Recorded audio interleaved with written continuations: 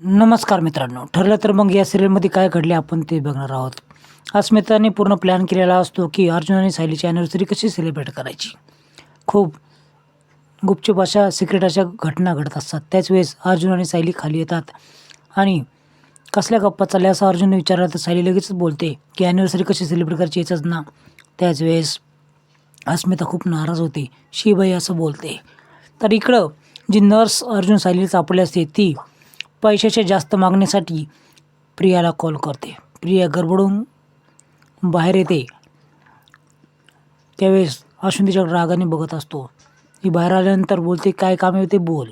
तर ही दुप्पट पैशाची मागणी करते आणि एवढे पैसे कुठून आणू असा प्रश्न या प्रियाला पडतो.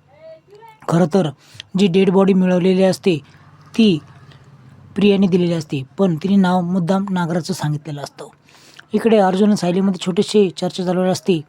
केस कशी लढायची याबाबत. त्यात ही बोलते की मला नाश्त्याची तयारी करायची आहे. ती खूप चिडते.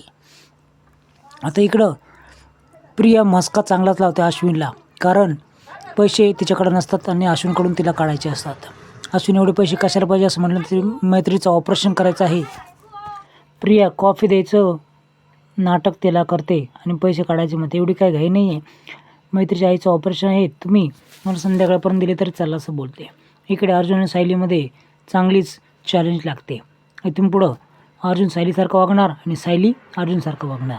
त्याप्रमाणे अर्जुन खाली येतो आणि इडली करायचा प्रयत्न करतो, पण इथं पातळ आहे, कडक कशी करायची असा प्रश्न त्याला पडतो. कॉमेडी सीन तुम्हाला बघायला मिळेल. इकडे मैपत नागराजला बोलतो की का रे तू कुठं गेला होतास, मला करमत नाही, त्यावेळेस तू फक्त तुझ्या मेलेल्या मुलीची काळजी कर, माझी करू नको असं बोलतो आणि तिला टोमणा मारतो. इकडे विमल अर्जुनला मदत थोडीफार करते, पण ज्यावेळेस कल्पनाला कॉफी देण्यात येते त्यावेळेस साखरच टाकायला अर्जुन विसरतो आणि हे काय चाललं आहे, तू कसं काय कॉफी बनवलं आहे असं कल्पना बोलते. इकडे सायली वकिलांचे ड्रेस घालून खाली येते.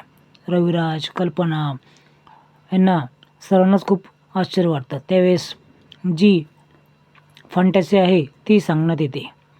त्यांनी तुमचा हा पुढचा एपिसोड बघा, तुम्हाला खूप मजा येणार आहे.